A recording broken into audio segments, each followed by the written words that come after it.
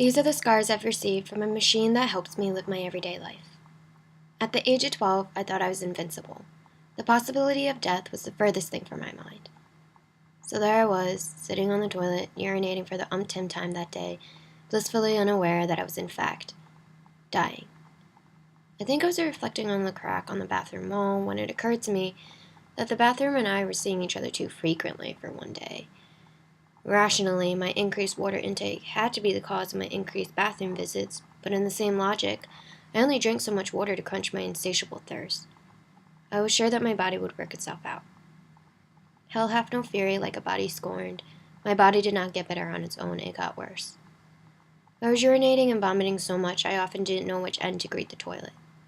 Dehydration was inevitable, and since I wasn't keeping anything down, I lost a lot of weight.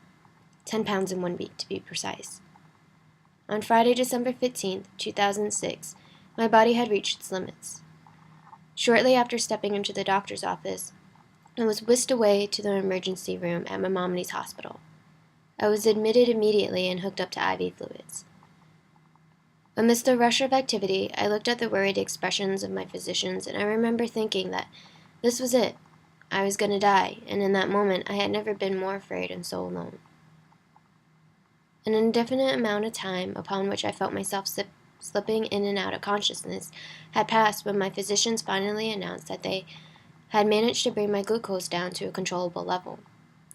My family and I were informed that I had been very fortunate.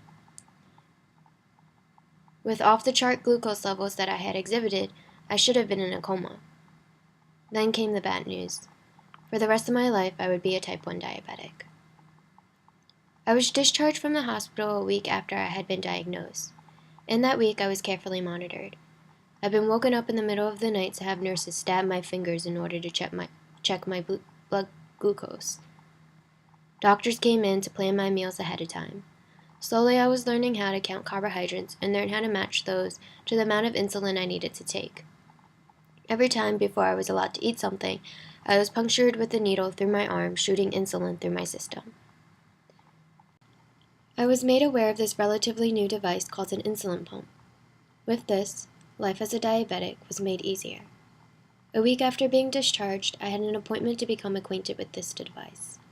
Now I rely on this pump to deliver insulin into my system. I am connected to this pump by a small tube, as if it's my lifeline. I've been a diabetic for almost 9 years now, and every day I am responsible for keeping my glucose levels in check. I watch what I eat, and I exercise to stay healthy. I found a new respect for life and pride myself on being disciplined at maintaining control. Regulating what I eat is a constant and never-ending battle, but I can handle the challenge. Giving up is not an option.